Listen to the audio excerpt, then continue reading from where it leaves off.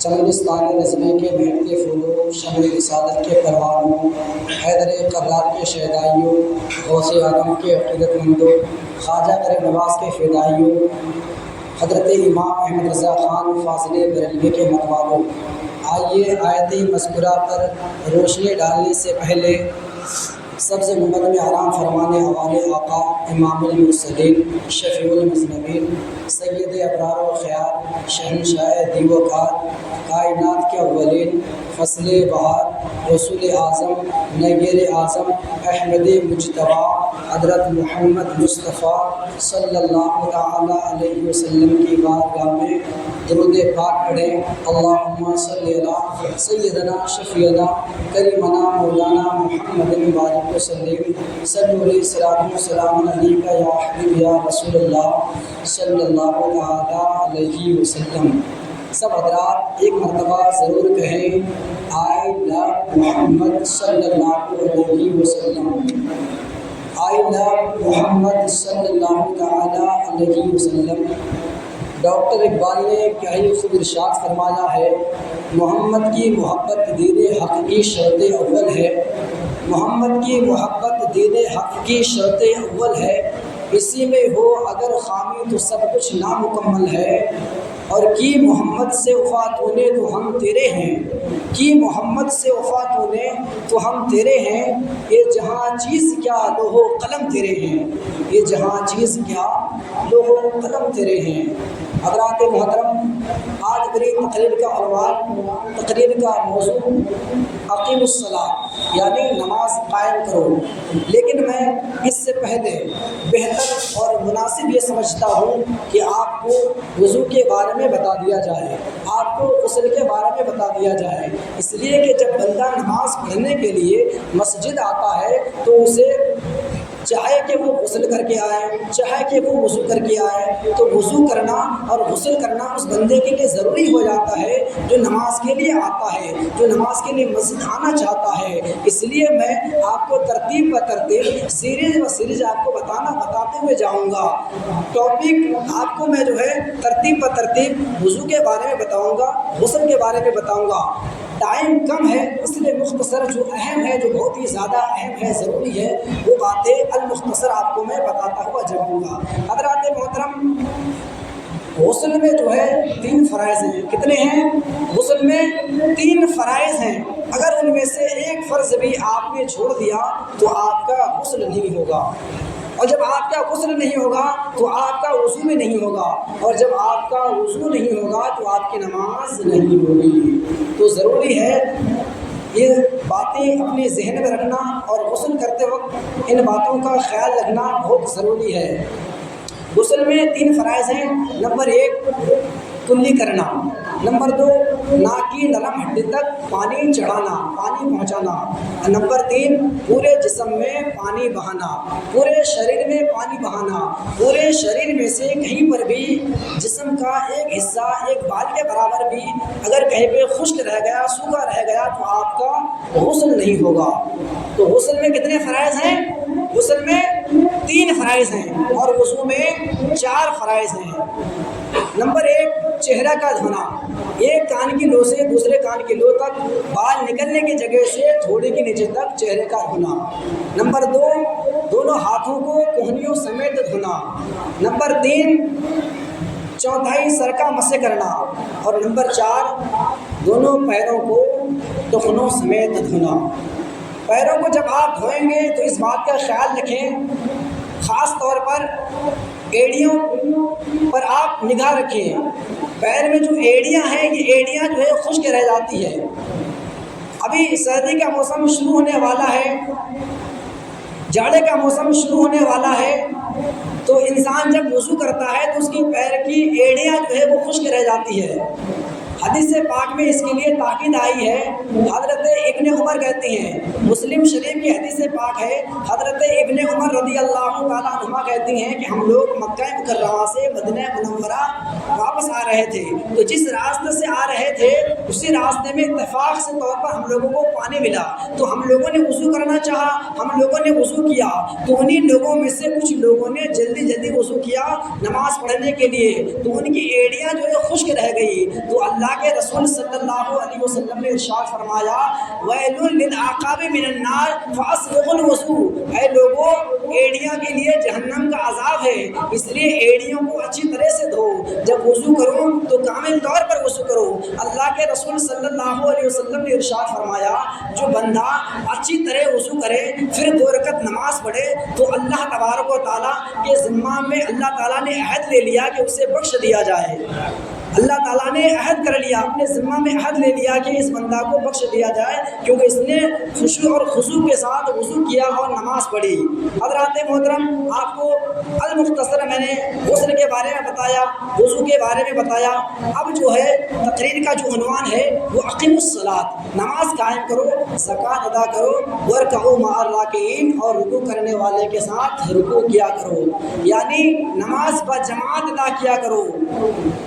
نماز بجماعت ادا کیا کرو، اس لیے کہ نماز مومن کی علامت ہے، نماز دل کا سرور ہے، نماز پڑھنے سے چہرے پہ نور آتا ہے، نماز پڑھنے سے موڈ فریش ہوتا ہے، نماز پڑھنے سے ٹینشن دور ہوتا ہے، نماز قرب الہی کا ذریعہ ہے، نماز پڑھنے سے چین و سکون ملتا ہے۔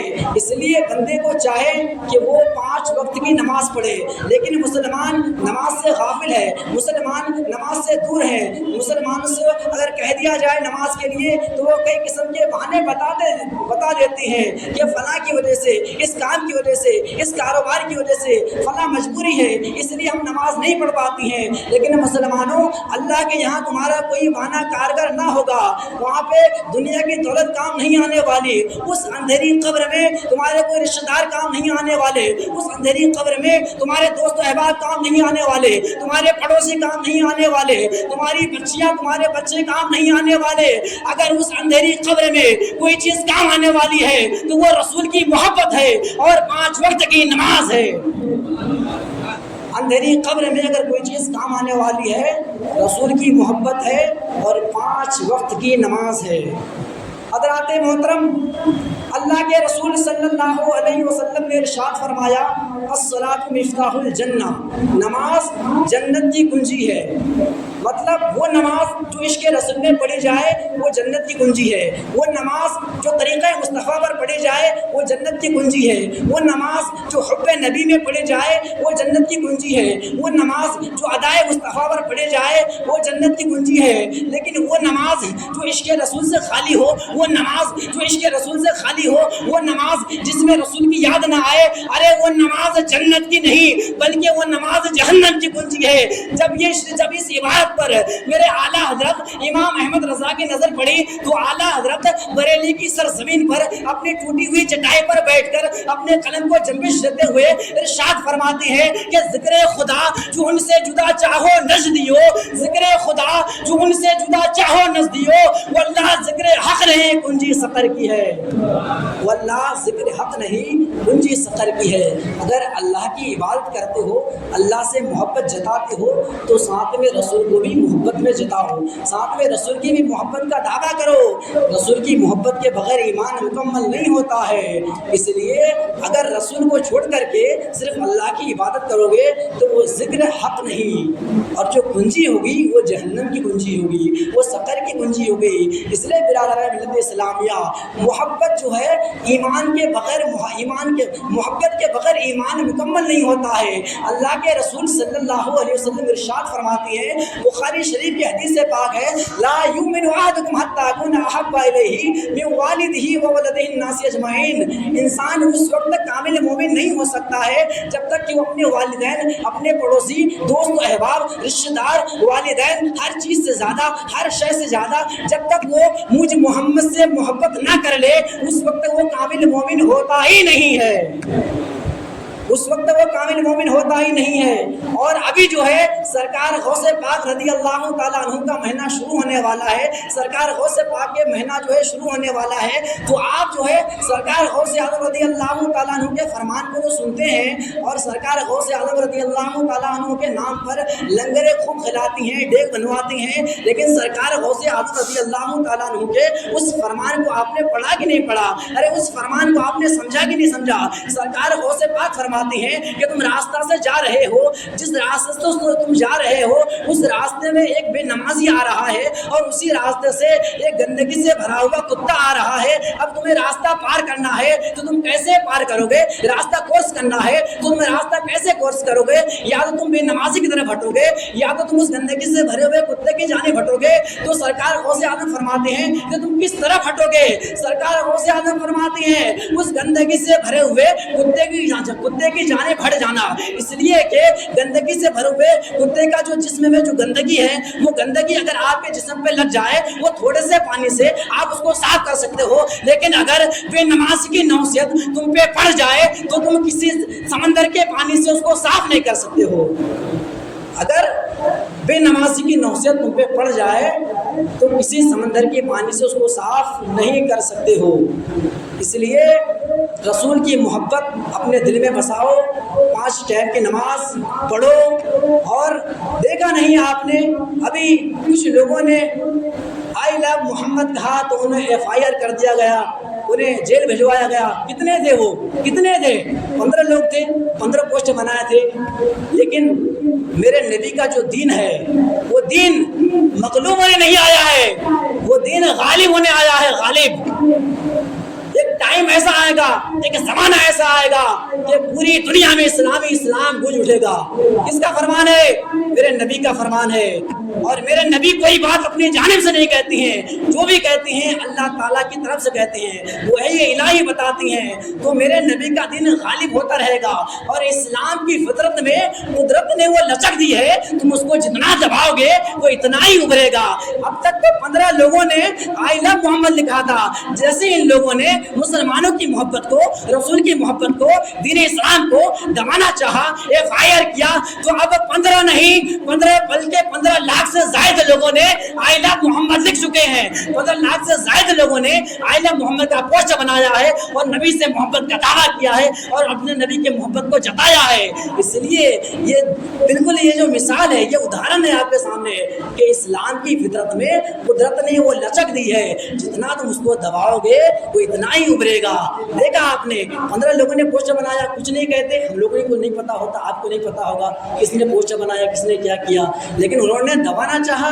तो ये शेर और ये जो बात है कि इस्लाम की फितरत में कुदरत ने लचक दी है, जितना तुम दबाओगे वो इतना ही उभरेगा, ये बिल्कुल इस पर सादिक आ गई, ये बिल्कुल इसके मुताबिक हो गई। इसलिए हजरात मोहतरम, अपने नबी की मोहब्बत दिल में पैदा करो। सरकार का जो शरिया फरमा के चले गए हैं, जिंदगी ये नहीं है किसी के लिए, जिंदगी है नबी के लिए। ना समझ मरते हैं जिंदगी के लिए, अरे जीना मरना है सब कुछ नबी के लिए। और मसले के आला हजरत पर कायम रहो, जिंदगी दी गई है इसी के लिए। मसले के आला हजरत पर कायम रहो। एक शेर आपके साथ समात के हवाले और कर दूं, हुब्बे नबी की अगर तूने तफरीक न की, कट गई उम्र गुस्ताखियों में तेरी। नक से ही ढूंढना अगर काम है तेरा, तुम्हें बिस्तर उठाने से क्या फ़ायदा। और दिल में इश्क़ मोहम्मद नहीं है अगर, दिल में इश्क़ मोहम्मद नहीं है अगर, कलमा सुनने सुनाने से क्या फ़ायदा। और कल्ब में शौक़े तैबा नहीं है अगर, मक्के में आने जाने से क्या फ़ायदा। खुश्क सजदे किए खूब माथा घिसा और पेशानी पे दागे सजदा बना, कल्ब दागे मोहब्बत से खाली रहा, यूं ही माथा घिसाने से क्या फ़ायदा।